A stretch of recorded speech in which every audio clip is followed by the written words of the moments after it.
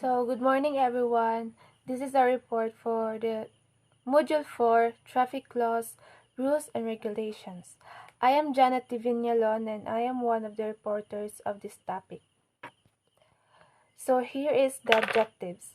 By the end of presentation, each student should be able to learn and determine the basis for the traffic regulations and prohibitions in the Philippines and the corresponding laws that supports it, understand the nature and definition of Letter of Instruction or LOI and Memorandum Circular, define and determine the characteristics of traffic congestion and classical theories of traffic law.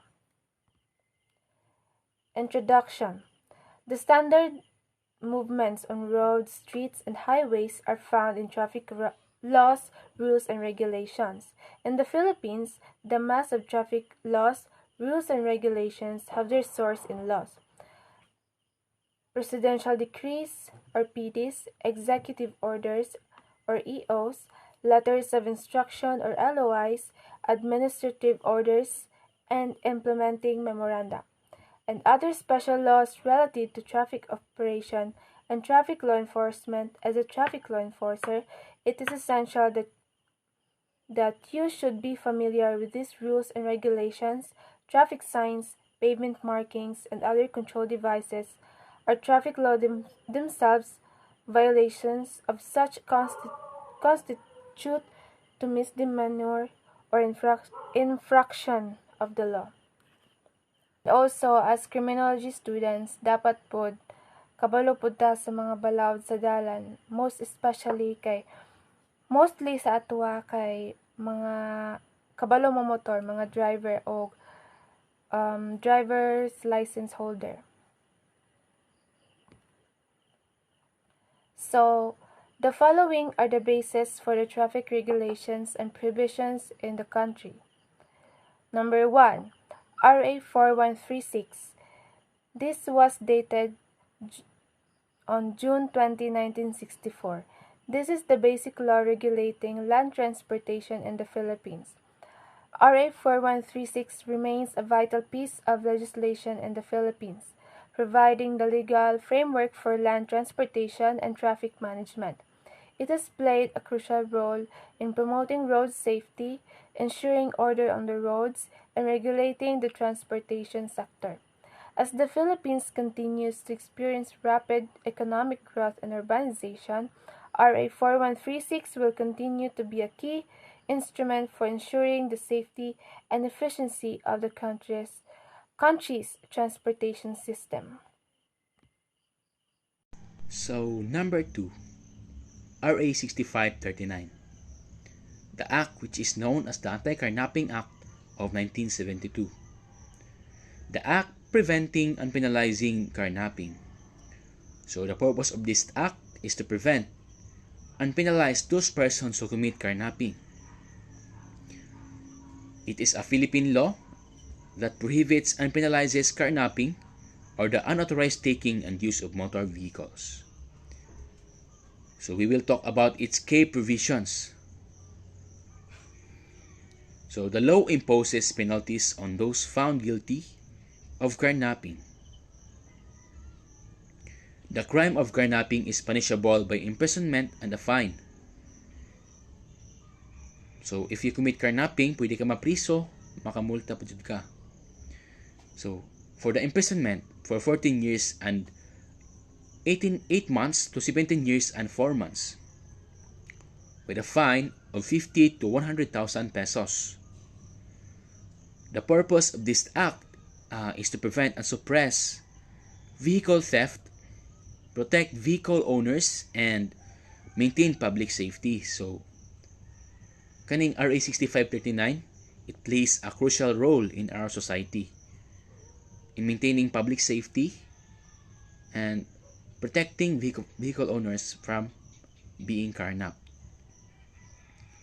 So, number 3, which is the Republic Act 10586, also known as the Anti-Drunk and Drug Driving Act of 2013. It is a Philippine law that prohibits driving under the influence of alcohol. dangerous drugs, or other similar substances. Key provisions. So naapoy key provisions ang RA 10586. First is driving a vehicle while under the influence of alcohol, 0.05% back or higher. Dangerous drugs, other substances impairing driving ability. Penalties. So first offense, 5,000 to 20,000 fine, 3 months and 1 year imprisonment. Second offense, 10,000 to 50,000 fine, and 4 to 2 years imprisonment. And the third offense, 20,000 to 100,000 fine, and 4 to 12 years imprisonment.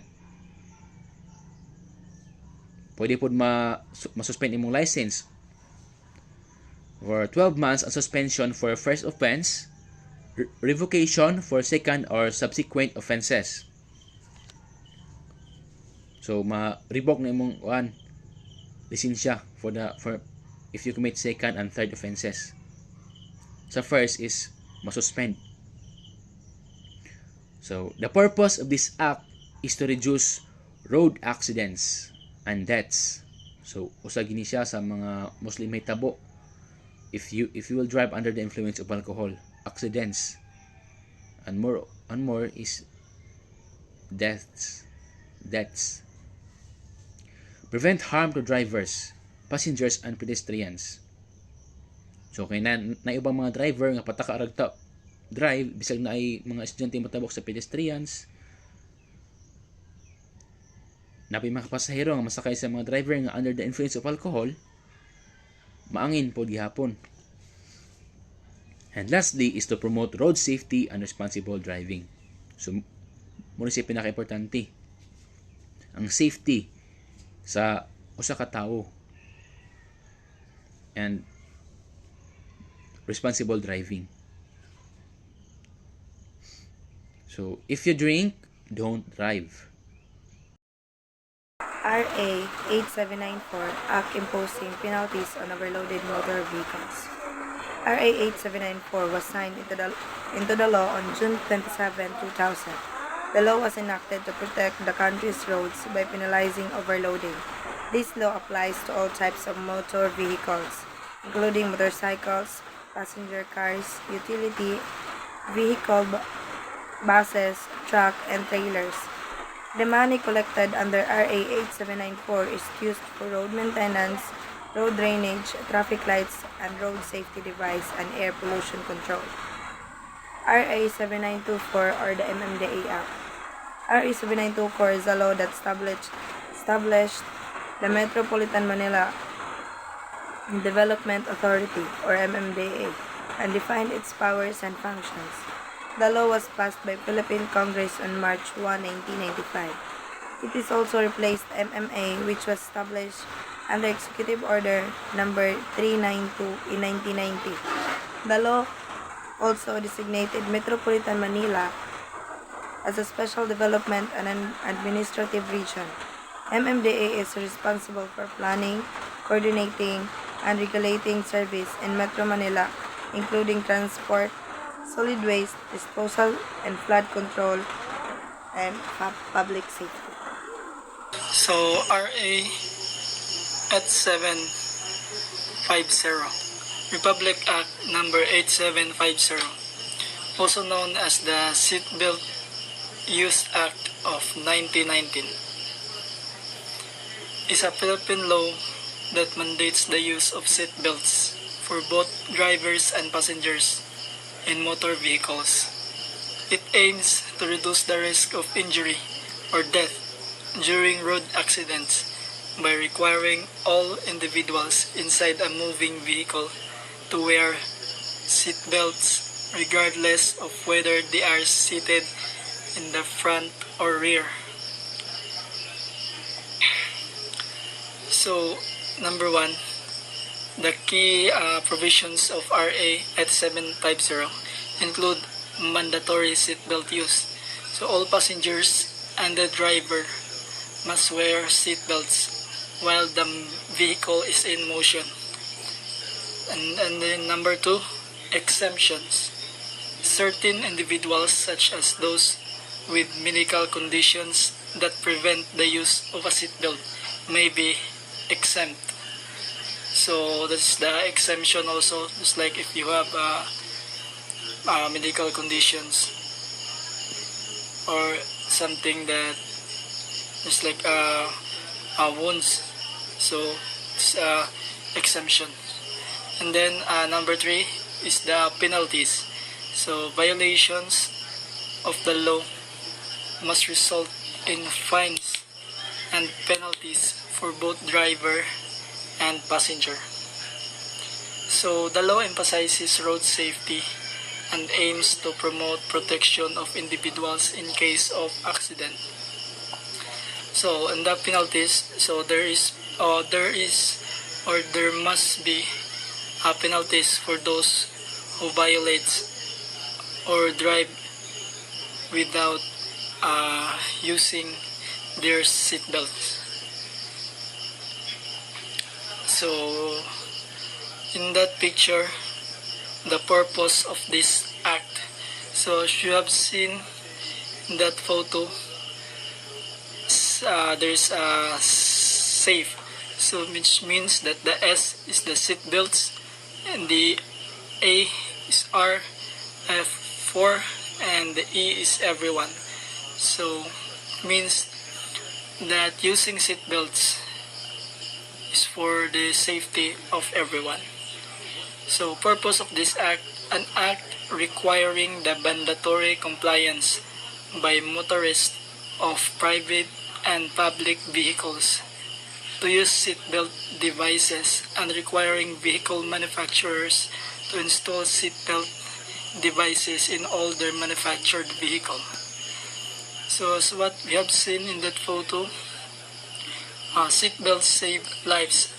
So by using the seatbelt, it may reduce the injury or even death of an individuals if ever there is an accident that might be happen to them.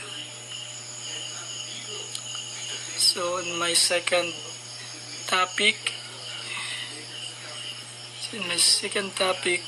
is the Republic Act number 8749, also known as the Philippine Clean Air Act of 1999. Is a law aimed at protecting and improving the quality of air in the Philippines. So we all know that our health is the most important. So to achieve that, we must have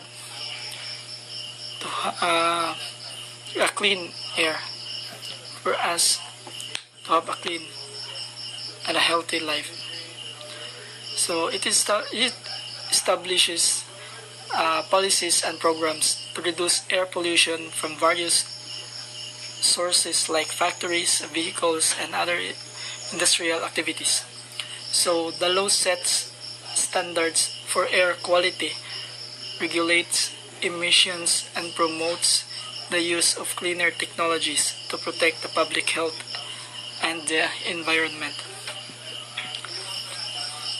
So there are the key points of the law include, so number 1 is the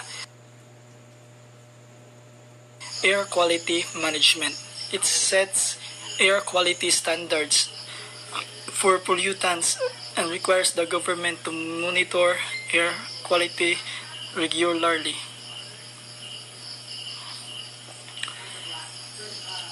So whenever that you registered your motorcycle, there's a clean air test to check that your motorcycle is still in the follow the minimization of the smoke of your motorcycle. Sometimes there are also motorcycle that are produce too much smoke. So in that cases, you may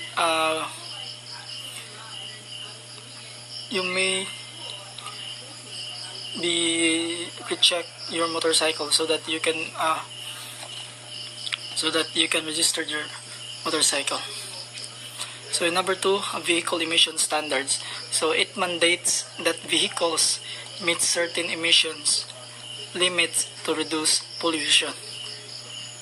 And then the industrial emissions. Factories and industries are required to control their emissions to prevent harmful pollutants from being released into the air. So number 4, public awareness and education. The law encourages public participation and education on air quality and pollution control. So in short, RA 8749 is focused on reducing air pollution to improve the health and well-being of Filipinos and the environment. So just like you have seen in that photo, makiisa sa layunin ng RA 8749 Philippine Clean Air Act of 1999. Kapag sama-sama tayong magtulungan, makamit natin ang malinis na hangin para sa taong bayan. So as we all know that every day, every time, everywhere, we need to inhale clean air so that to achieve the healthy lifestyle. So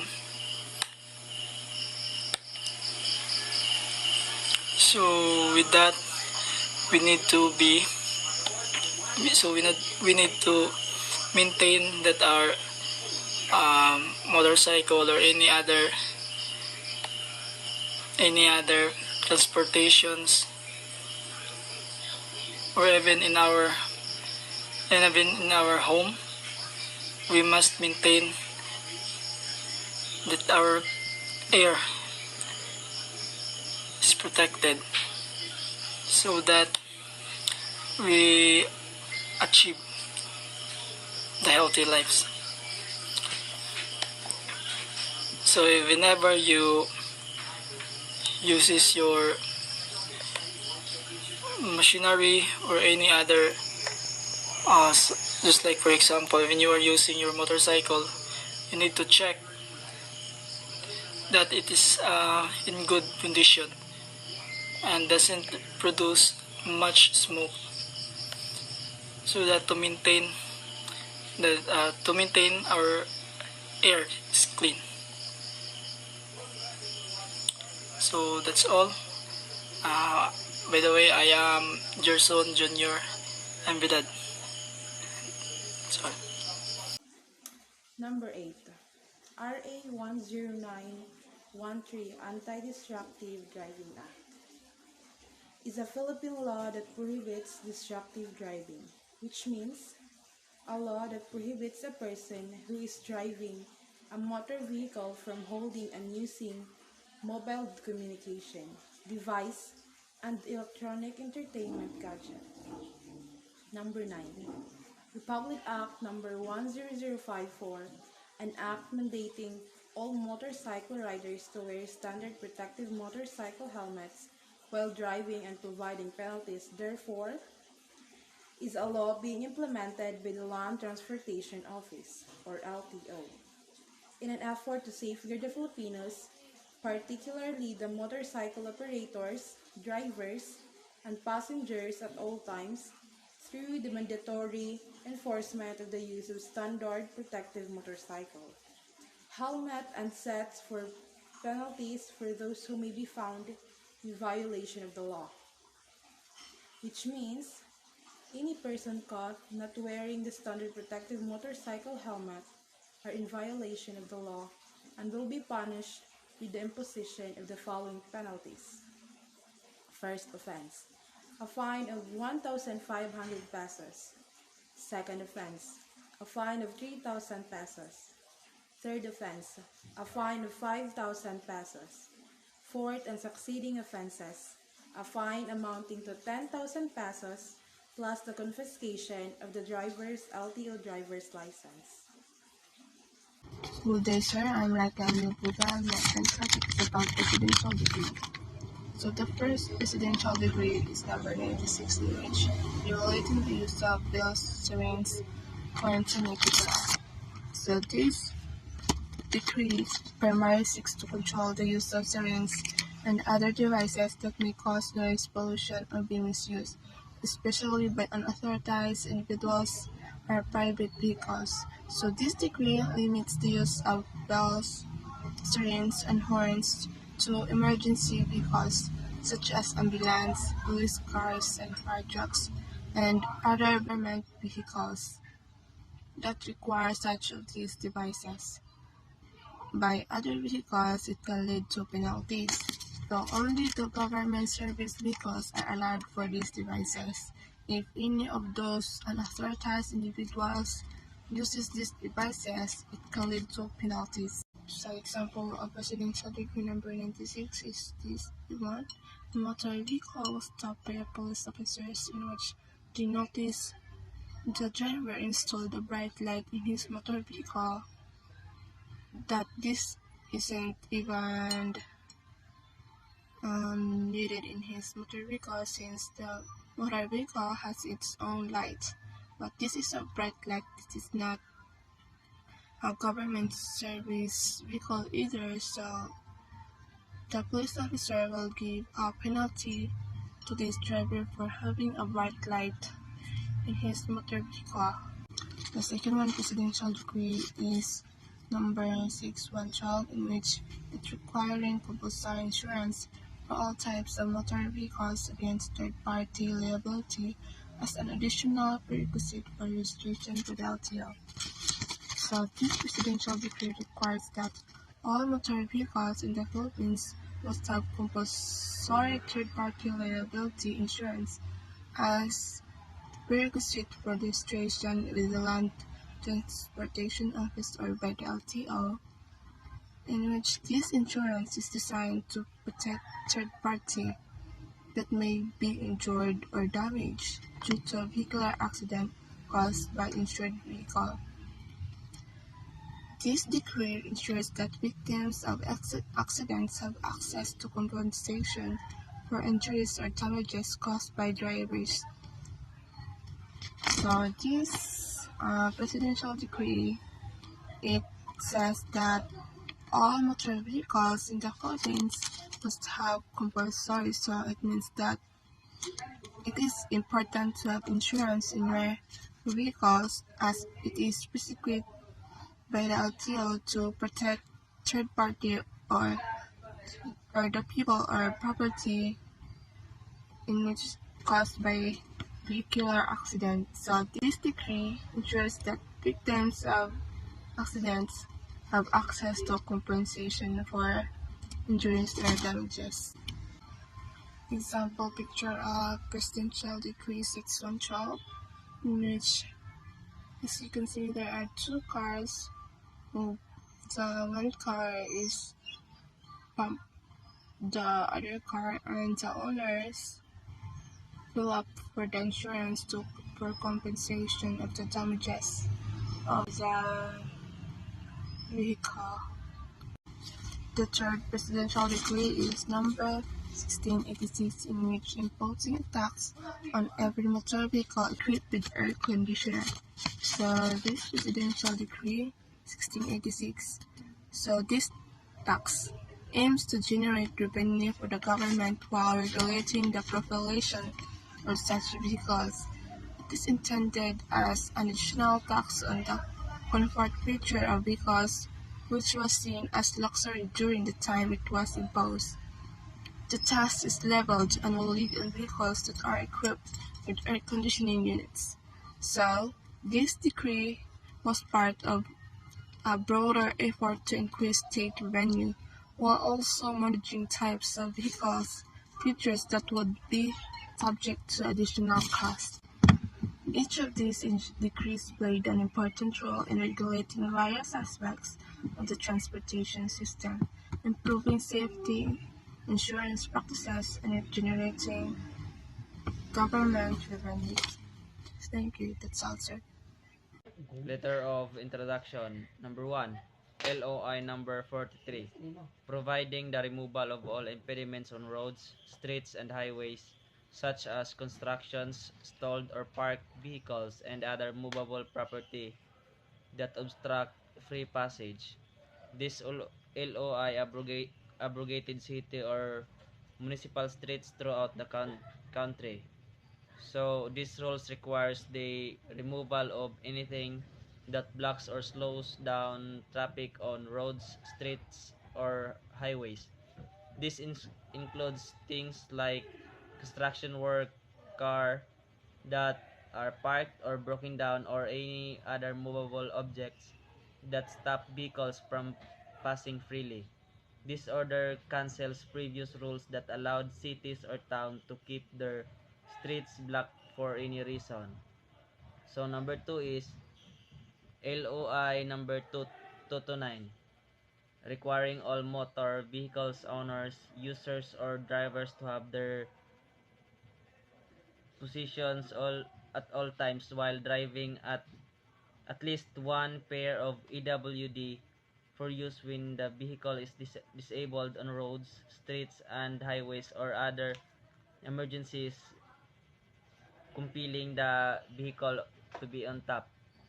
So this rule says that every driver or car owner uh,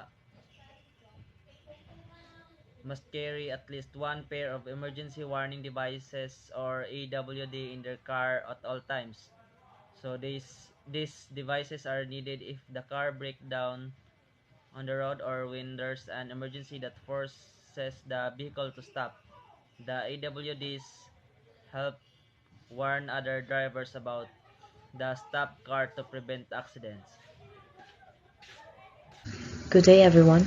This presentation is the continuation for the letter of introduction. Number 3. LOI 716. Every motor vehicle to equip at least a pair of early warning device. LOI 716 is a regulation requiring all motor vehicles to be equipped with at least a pair of early warning devices. EWD. These are reflective triangular devices that must be used during emergencies or breakdowns when a vehicle is stationary on a road.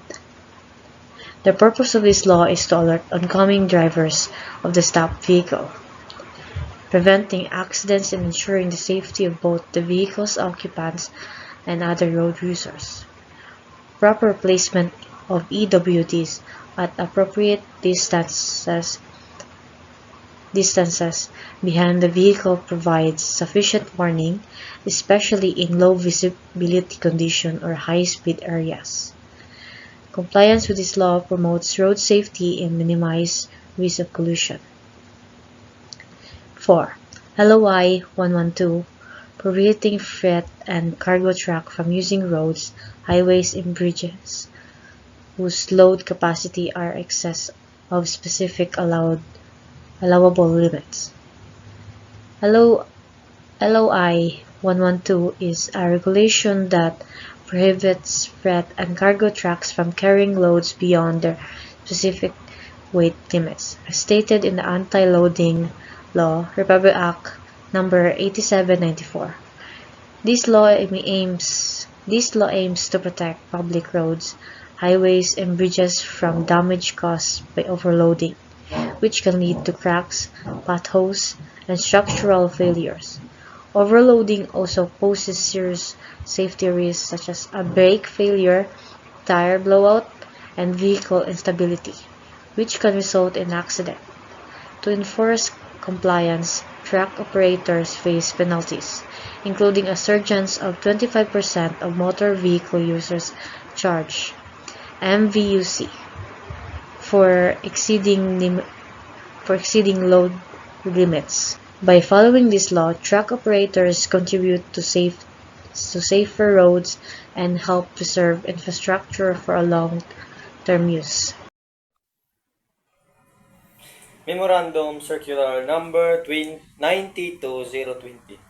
directing all public land transportation service operators and drivers to display in any conspicuous place of their vehicles the authorized fare matrix for the specific route granted them to avoid conflict. So, fare matrix measures and aims to prevent fare disputes, ensure transparency, protect passenger rights, and it also promotes fair business practices for everyone. So, coefficient of friction is a dimensionless scalar value which describes the ratio of the force of friction between two bodies and the force pressing them together. So, based on my research, there are two primary types of coefficient of friction. The static coefficient and the kinetic coefficient. So, ang static coefficient of friction, this measures the frictional force preventing two surfaces from sliding past each other. It initiates movement than to maintain it. So the second one is the kinetic coefficient of friction. This measures the frictional force acting on moving surfaces. It is generally lower than the static coefficient. So those are the primary two primary types of coefficient of friction. So based on my research Japon, ang coefficient of friction is na siya ay formula. So this is the continuation of memorandum circulars under the rail adhesion. So rail adhesion or the grip wheels of a train have on the rail. So rail adhesion is included in memorandum circulars to ensure the safety, efficiency, and reliability of railway operations. It refers to the friction between a train's wheels and the rail, which is circular for traction, braking, and overall train control. So, friction. So, dangerous condition arising due to varying friction on either side of the car. So, split friction is included to memorandum circulars to enhance safety and prevent accidents, guidelines ensure consistent road surface design, promote vehicle technologies like ABS, and address risk during braking or steering. This inclusion improves infrastructure standards, ensures safer driving conditions, and reduces incidents caused by uneven friction of roads. So the next one is road texture. Road texture. Road texture is included in memorandum circulars to enhance safety and road performance. It ensures proper traction, skid resistance, and water drainage, reducing accidents and hydroplaning risk. Standard for surface roughness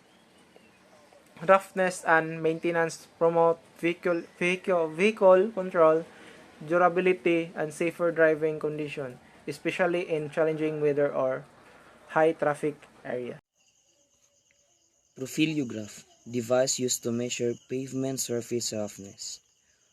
Profiliograph, an instrument borne on wheels for recording automatically the profile of the land over which it travels. An instrument for measuring smoothness of surface as of a metal casting by application of the minute variation from the plane or arc of smoothness. Good day, I am Vivian Ontoy. So, tribometer. Tribometer is an instrument that measures friction on a surface. It also used to measure friction, wear, and lubrication between surfaces in relative motion. Second is traffic waves. Stop waves, traffic shocks are traveling disturbances in the distribution of cars on a highway. They are also known as stop waves, traffic shocks, ghost jumps, and or traffic snakes. Traffic waves can move with, against, or be stationary relative to a fixed point on the road. They can occur when a signal stops or starts a long line of vehicles on a crowded highway. I am Lorraine May Itakbubu, and I am assigned to tackle about the traffic flow and traffic congestion. So traffic flow is the total number of vehicles passing a given point in a given time. Traffic flow is expressed as vehicle per hour. So it encompasses various factors including number of vehicles, their speed, and the space between them. So traffic flow is crucial for ensuring safe, efficient, and smooth transportation system. So we have traffic flow, have the volume. Volume is the number of vehicles passing a specific point over a given time, usually measured in vehicles per hour. And next is speed, is the average rate at which vehicles move through a section of road, influencing travel time and capacity. And density is the number of vehicles per unit length of road, affecting traffic congestion. So traffic congestion is a traffic jam, a condition on roads, streets, or highways that occurs as use increase. So it is traffic congestion occurs when excessive vehicles on the road exceed the capacity, causing slower speed, longer travel times, and increased frustration. So when does traffic congestion typically occur? So it is typically occur during rush hour, specifically morning rush hour, during 7 to 9 a.m. when people commute to work or school, and then afternoon rush hour, 4 to 7 p.m. when people head home from work or school. So we have also other factors contributing to traffic congestion, include special events, the concert, festivals, and sporting events that attract large crowds, and also during rain or fog, the inclement weather which can slow down traffic, and road construction, which lane closures or road work, which can reduce road capacity, and also population density, where areas with high population growth like Metro Manila experience increased traffic congestion.